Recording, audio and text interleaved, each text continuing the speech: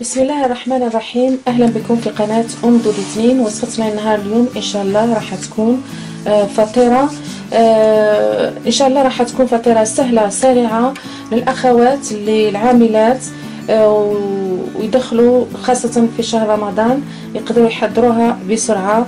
توجد قبل الفطور بنصف ساعه تكون واجده. مقادير حبيباتي راح نقدموها ان شاء الله العجينه ومن بعد الحشو راه حاجه خفيفه. نبداو بالمقادير. عندنا 3 كيسان و 3 اكواب طحين يكونوا بومبيين شويه. انا راح نعطي المقادير بالغرام. ايضا 3 كيسان فرينه او طحين او دقيق ابيض.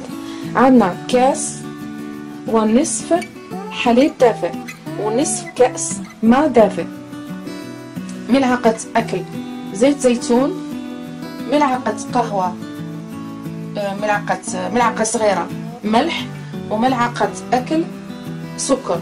وعندنا 22 غرام من الخميره. هذه انا خرجتها من المجمد، هاي دابت شويه داك نحكم غير نصف المكعب هذا.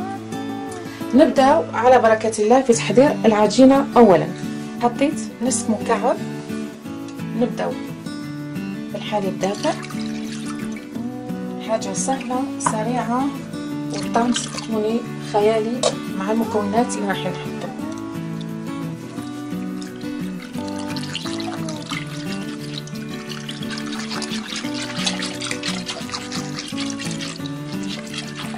السكر،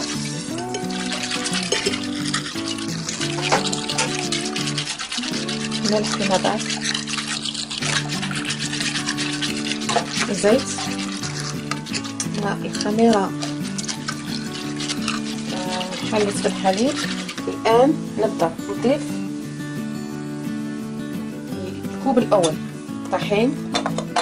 حبيباتي مستحسن الطحين تنخلوه. ندخل الكوب الاول ومن بعد نحط الملح هذه. ملاحظه مهمه، الملح ما تكتروش بزاف لانكم راح تحطوا الجبن طبعا. الكوب الثاني نكمل نبقى الكوب الاخير.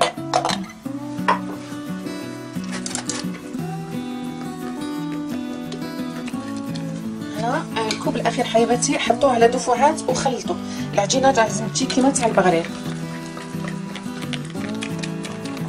لازم نخدم العجينه بالفوي ولا بملعقه ونحط.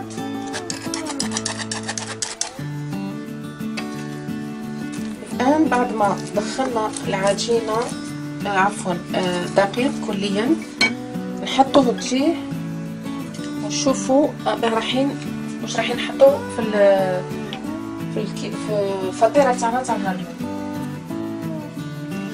الحشو حبيباتي ولا واش راح نحطوا ونسموا به الفطيره تاعنا. عندنا معدنوس، عندنا فلفل احمر، وعندنا زيتون اسود. اللي تحب تزيد تحط زيتون اخضر تحط. انا بس عندي اللون الاخضر حبيت نخلي غير 3 الوان. هذا واش نديرو. العجينه تاعنا راهي واجده. ننزلو المعدنوس، ننزلو زيتون، ننزلو ما طيبوهمش الطعم يكون اروع. هكذا نخلطو السينا. راح نقدمو مكون اخر ايضا من الجبن. عندي حبيباتي اللي هنا بالخارج فرنسا جبن الفيتا، وانتي الاختي اللي في البلاد ولا في الدول العربيه لا فاش كيغي تقدري ديري بها ولا الجبن اللي عندك. انا هذا راح نقطعه مكعبات ونحطه لداخل. الفيتا تاعي راح نقصها مربعات هكذا. على قلت لكم حبيباتي ما تكتروش الملح في البدايه لان الاجبان طبعا مالحه. حبيباتي بعد ما خلطنا العجينه تاعنا مليح جبنا مول.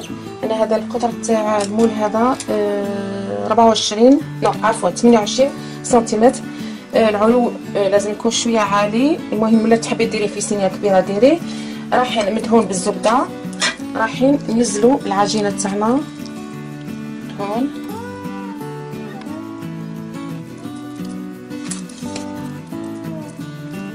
العجين تاعي في المول. نعاود نوحي بالماء تكون متساويه. الان نغطوا المول تاعنا نخلوها تخمر مده 20 الى 25 دقيقه، ومن بعد نحطوها ان شاء الله في الفرن. بعد ما خمرت الفطيره تاعنا حبيباتي، الفرن شعلته من الفوق ومن التحت مده 10 دقائق. نعاود من الفوق ومن التحت مده 10 دقائق.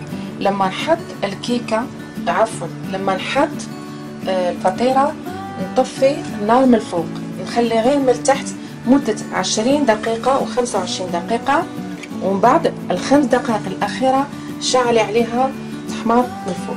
اظن شرحت لكم مليح كيف تطيبوها. نبداو الان. عندنا صفار بيضاء مع قليل من الحليب، ريشه ولا باسو يكون خفيف باه ما يهبطليش الخمور تاعي. لا داعي لوضع الجبن من الفوق دائما حبيباتي، لان الجبن يتحرق. الجبن مستحسن نحطوه من الداخل.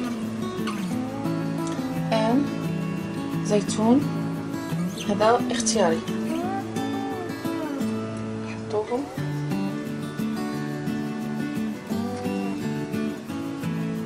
نحطوها في الفرن ان شاء الله، نطيبوها ونلتقي ان شاء الله في صحن التقديم.